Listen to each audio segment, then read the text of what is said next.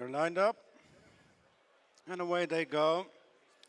Losing a length or two coming out of stalls was Amusement. 9 runners over a mile and 3/4 in the Group 2 Comer Group International Curragh Cup, and it's Young Ireland and the twice raced Gulu Gong disputing the lead at the end of the first furlong, followed by Rosscarberry improving through the field, having missed the break. Amusement, followed by Emily Dickinson. After them is Shona Kellen, Run for Oscar alongside, and Yashin, and the back marker, the sponsors runner John Alexander.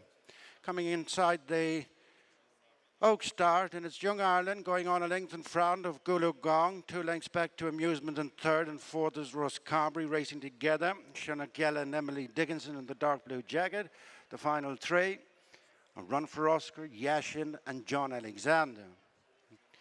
Nicely spaced out from first to last, it's Young Ireland and Luke McAteer upholding a 1-length advantage over Gulu Gong and Shamie Heffernan.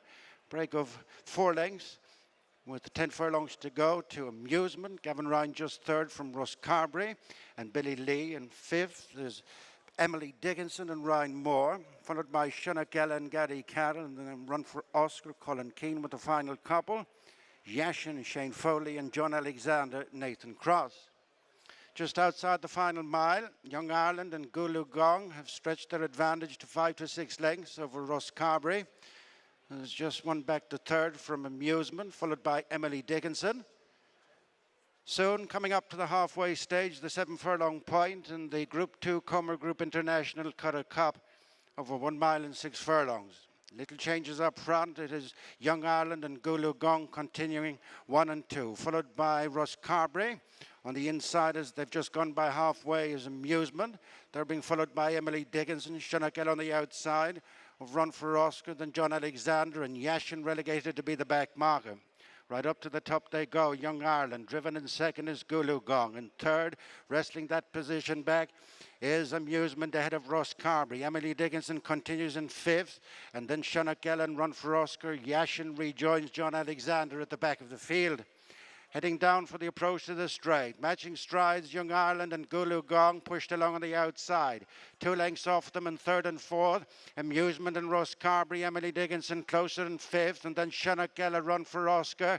Both ridden along at the back, Yashin and John Alexander. As they straighten up for home, 3 furlongs to go. Young Ireland with Amusement making ground in between horses. Then Gulu Gong. Rosscarberry is coming there very strongly on the outside. Then Emily Dickinson, Run for Oscar. Shona Kellen, Yashin, and out of contact is John Alexander as they pass the 2. Rosscarberry strikes the front, quickly followed by, on the outside, Emily Dickinson. Then comes Amusement, going on from Young Ireland, and Emily Dickinson on the outside gets to Rosscarberry. Moving on from Amusement in third, it's Emily Dickinson on the stand side. Getting well on top is going to restore winning ways in the Comer Group International Curragh Cup for the big race duo of Ryan Moore and Aidan O'Brien. Rosscarberry second, Amusement third, Run for Oscar in fourth.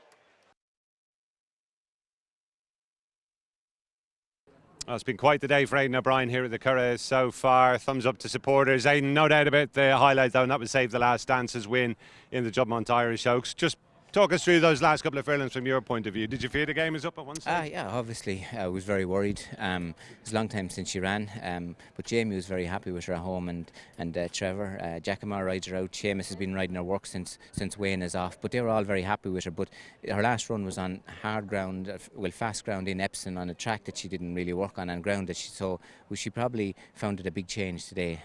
Obviously we did. She was very laboured, and just when Chris came around Ryan, she just got a little bit intimidated, but Ryan was incredible on her. He got her back out and got her motivated again, and she really ran to the line from. But incredible ride he gave her. But she's typical what Galileo is. When other horses are down on their knees after hitting the wall, that's when they kick in, and that's exactly what she did do. But no, delighted that she won, Gary. Really delighted for the lads. She's an unbelievable broodmare prospect, and listen, they put a lot in day out, and all the people in Ballydoyle and Coolmore, and so many people would have been involved from before she was conceived all the way along the line. So credit to everyone, really. And with all the rain that's fallen here at the Curragh, did I suppose expectation levels go up on the back of that? Well, we knew that she had handled soft ground.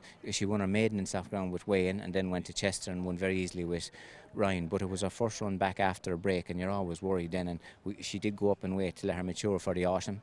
So that's a worry. But she's very brave, obviously. That's a big part of her. And she gets the trip, obviously, very well. She's now a classic winner. What have you got in mind for the next step? Yeah, so I suppose she can do anything. She can go on to York for the fillies race, and she could go to the Ledger.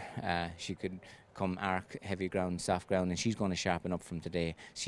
Those races are open to her, but she's very brave, really. She once again showed she's not short of stamina. Presumably the Ledger trip would be no problem to her, but you do have other candidates for that race. Is there a pecking order at the moment? I know, but like what you said, there's plenty of horses there, and there's horses still to get out around York time. The horses that were there in the spring and had little problems, and they're on the way back. So all those horses hopefully will get runs into them around Juddmonte time and Voltager time and see then, but she obviously has to be very strong on the agenda for the Yorkshire Oaks or the Ledger on the way or whatever, so.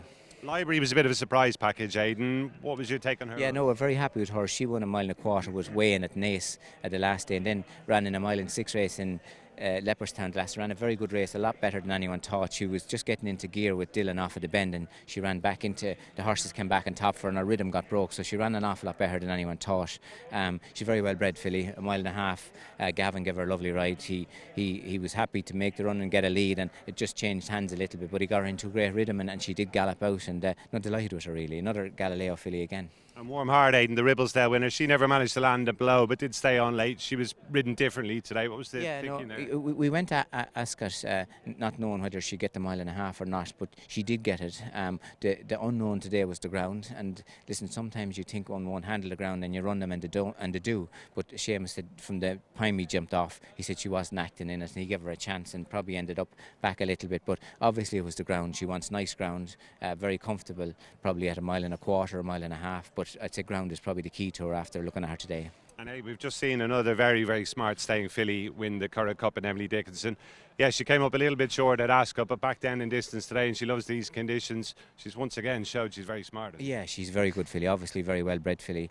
Obviously loves easing the ground. She runs on fast ground every day of the week and comes out of races perfect, and that's why you say she's okay. But obviously on that ground she grows another leg, and the plan was to go to Goodwood with her for the 2 mile race, but she wasn't a Group 2 winner. When the ease came on the ground here, we were a little bit worried we were doing a little bit short, but Yvonne was very happy with her, who rides her out every day, and Colin rode her work, and Jamie was very happy with her. That's why we let her take her chance. But obviously after today we know ground is important to her, so if we look at Goodwood, but if there's not an ease in the ground she probably won't run and keep her for the autumn. But Ryan got her very confident. He was very cool on her, and he just said she came alive at the 2 marker with him, but very well bred filly again, and gave her a super ride. And whether she goes to Goodwood or not, I presume the Irish Ledger is going to be firmly on her agenda. I think so. All those races are going to be perfect to her, and like on that ground she's obviously grows another leg. She's been filling in really well for Kyprios this season, Aidan. Is he getting closer to a return? Yeah, he's back. Patrick is riding him out every day. Rachel is riding him in his work. Derek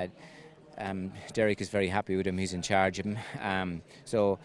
Everyone that has to do with him is very happy. He's done 2 pieces of work. Eamon done an incredible job with him to get him back, and then John and Jerry and Shane and everyone that's involved with him. But Eamon done a lot of work with him to get him back to riding out stage.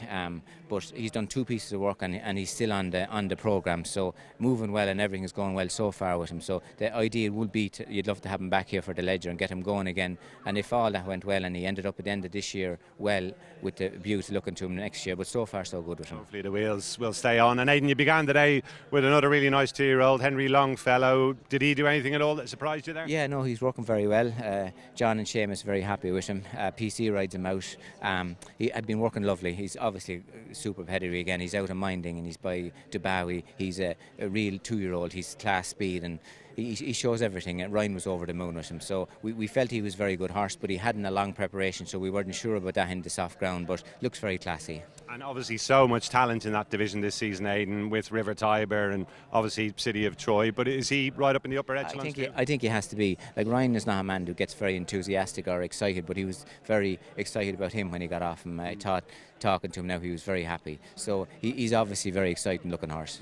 And you mentioned PC riding out there. Is that Pierre-Charles Boudot? I've seen him racing a bit. Yeah, he does. Yeah, absolutely. Yeah. So and he's with us riding work, and he rides him out every day, and delighted to have him. Listen, obviously he's a big help. A lot of experience. Everything going good. And he liked him all the way, and always said he felt very good. So delighted, really. And Aidan, finally, just democracy to put the seal on a great day. What are you expecting here? We were going to go to the group race in the middle of the week, and with the ground here, we feel he handles soft ground. The 6 furlongs is probably as tight as he wants. We think up to 7, but we said we'd give him the easier option, take our time on and see what would happen. He could be well handicapped because we think he's better than his last few runs, so it'll be interesting. We better let you get off, Aidan. As ever, thanks for your time. Congratulations again. Pleasure. Thanks, Gary. Watch live racing now on racingtv.com.